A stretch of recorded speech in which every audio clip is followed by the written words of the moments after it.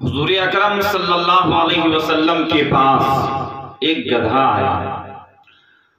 وہ گدھا آ کر کے کہنے لگا کہ یا رسول اللہ آپ مجھے قبول کر لیجیے، یا رسول اللہ آپ مجھے قبول کر لیجیے۔ وہ گدھا کہتا ہے کہ یا رسول اللہ میں کوئی عام گدھا نہیں ہوں، میں بڑا خاص گدھا ہوں۔ یا رسول اللہ میری نسل میں سے جتنے گدھے گزر چکے ہیں، میری خاصیت یہ ہے کہ میرے باپ داداؤں پر جو سوار ہونے والے تھے وہ کوئی نہ کوئی اللہ کے نبی یا رسول ہوا کرتے تھے۔ یا رسول اللہ میری نسل پر سوار ہونے والے کوئی اللہ کے نبی تھے یا کوئی اللہ کے رسول تھے۔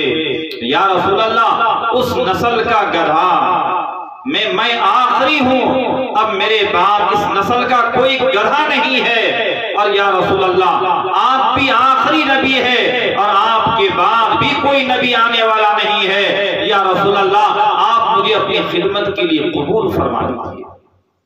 حضور اکرم صلی اللہ علیہ وسلم نے اس گدھے کو قبول فرما دیا۔ اس گدھے کا نام تھا یافور۔ وہ گدھا بڑا ہی سمجھدار تھا، اتنا سمجھدار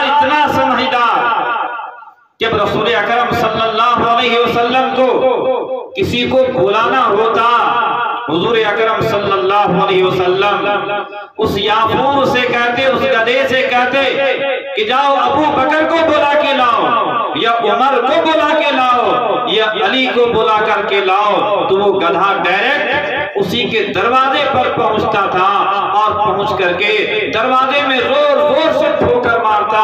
جب اس ٹھوکر کی آواز صحابہ کے کان میں جاتی تھی، وہ صحابہ دوڑتے ہوئے دروازے پر آ جاتے تھے اور کھڑا یافور کو دیکھتے تھے، تو وہ صحابی سمجھ جاتے تھے کہ حضور اکرم صلی اللہ علیہ وسلم مجھے بلا رہے ہیں۔ میرے بھائیوں، بزرگوں اور دوستوں، جس دن رسول اکرم صلی اللہ علیہ وسلم کی وفات ہوتی ہے، جس دن ہمارے آقا محسن انسانیت رسول پاک صلی اللہ علیہ وسلم اس دنیا سے پردہ فرماتے ہیں، تو اس گدھے کا جو رونا تھا وہ رونا دیکھنے کے قابل تھا۔ روایت میں آیا ہے کہ جس دن رسول اکرم صلی اللہ علیہ وسلم کی وفات ہوتی ہے، وہ گدھا کبھی اس گلی میں بھاگتا تھا، کبھی اس گلی میں بھاگتا تھا، اور چھم چھم اس کے آنکھوں سے آنسو بہ رہا تھا۔ گدھا بڑا پریشان تھا، کبھی اس راستے پر دوڑتا، کبھی اس راستے پر بھاگتا، یہاں تک کہ جب رسول پاک صلی اللہ علیہ وسلم کی جدائیگی کا صدمہ اس یافور کو برداشت نہیں ہوا، پھر وہ یافور دوڑتا ہوا ایک جنگل میں پہنچا، اور اس جنگل میں ایک کنواں تھا، ایک باوڑی تھی۔ وہ گدھا، وہ یافور اس باوڑی میں چھلانگ مار کر کے اپنے آپ کو ختم کر دیتا ہے۔ یعنی اس قدر اس گدھے کو رسول پاک صلی اللہ علیہ وسلم سے محبت تھی، عقیدت تھی۔ لیکن آج ہم حضور کے نام لیوا تو ضرور ہے، حضور پاک صلی اللہ علیہ وسلم پر ہمارا ایمان تو ضرور ہے، لیکن یہ ایمان جتنی محبت کا تقاضا کرتا ہے، آج ہمارے دلوں میں اتنی محبت نہیں ہے۔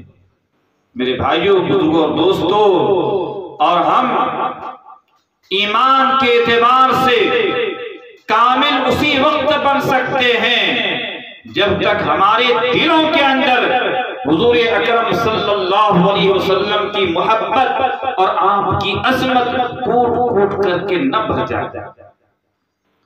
ایک اونٹ رسول اکرم صلی اللہ علیہ وسلم کے پاس آیا، وہ اونٹ زارو قطار رو رہا تھا۔ ہمارے نبی نے پوچھا کیا ہوا؟ وہ اونٹ روتے روتے اپنے آقا کے تعلق سے ہمارے نبی کے سامنے شکایت کرتا، یا رسول اللہ میں جب جوان تھا، میں طاقتور تھا، تو میرا مالک میرے اوپر بوجھ لادا کرتا تھا، میں خوشی خوشی اٹھا لیتا تھا، اور جتنا وزن ڈالتا تھا میں خوشی خوشی اس کو برداشت کر لیتا تھا۔ لیکن یا رسول اللہ آج میں بوڑھا ہو گیا، میری جوانی ختم ہو گئی، میری طاقت ختم ہو گئی، لیکن اس کے باوجود میرا جو مالک ہے وہ مجھ پر اتنا ہی بوجھ ڈالتا ہے جتنا بوجھ جوانی کے اندر میرے اوپر ڈالا کرتا تھا، مجھ سے اتنا ہی کام لیتا ہے جتنا کام جوانی کے اندر مجھ سے لیا کرتا تھا۔ اتنے میں اس اونٹ کا جو مالک تھا وہ صحابی بھی اونٹ کو تلاش کرتے کرتے، یا اس اونٹ کا جو مالک تھا وہ بھی تلاش کرتے کرتے حضور اکرم صلی اللہ علیہ وسلم تک پہنچ گیا۔ ہمارے نبی نے پہلا سوال کیا کہ بتاؤ اس اونٹ کی کیا قیمت ہے؟ وہ صحابی کہنے لگے یا رسول اللہ آپ جو مناسب لگاتے وہی قیمت ہے۔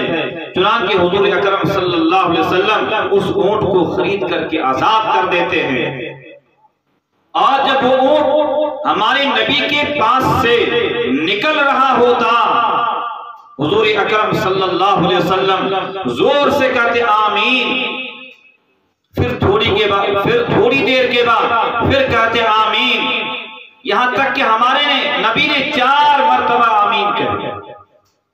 اب وہ صحابہ حیران ہو گئے، اب پوچھا کہ یا رسول اللہ آپ نے ایک بار نہیں 4 بار آمین کہے، اس کی وجہ کیا ہے؟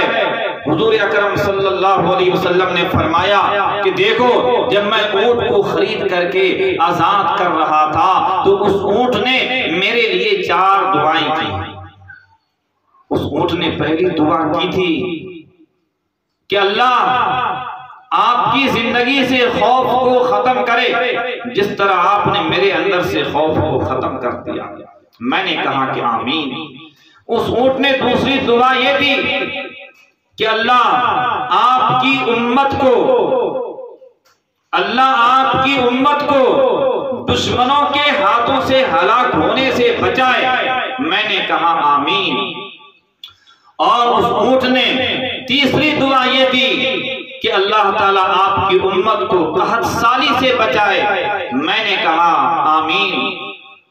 اور اس اونٹ نے جب چوتھی دعا دی حضور اکرم صلی اللہ علیہ وسلم زارو قطار رونے لگے، اور اسی رونے کو دیکھ کر کے صحابہ نے کہا یا رسول اللہ آپ نے پہلی مرتبہ آمین کہا چپ رہے، آپ نے دوسری مرتبہ آمین کہا خاموش رہے، آپ نے تیسری مرتبہ آمین کہا چپ رہے، لیکن چوتھی مرتبہ آپ آمین بھی کہہ رہے تھے اور زارو قطار رو بھی رہے تھے۔ حضور اکرم صلی اللہ علیہ وسلم نے فرمایا کہ میرے صحابہ وہ اونٹ میرے لیے چوتھی دعا یہ دے کے جا رہا تھا کہ اللہ تعالیٰ آپ کی امت کو آپسی توڑ سے بچائے۔ یہ سننا تھا کہ مجھے شب معراج کے موقع پر عرش الہی کے اندر اللہ نے جو بات کہی تھی کہ امت کہ محمد تیری امت آپس میں اختلاف کریں گے، تیری امت آپس میں اختلاف کریں گے، لہذا وہ بات مجھے یاد آ گئی تھی اور اسی وجہ سے مجھے رونا آ گیا تھا۔ تو میرے بھائیوں بزرگوں دوستو آپس میں مل جل کر کے رہنا، آپس میں میل و محبت کے ساتھ رہنا، یہی رسول پاک صلی اللہ علیہ وسلم کی تعلیم ہے۔ دعا کیجئے کہ اللہ تعالیٰ مجھے بھی اور آپ کو بھی آپس میں اتحاد و اتفاق کے ساتھ، آپس میں میل و محبت کے ساتھ زندگی گزارنے والا بنائے۔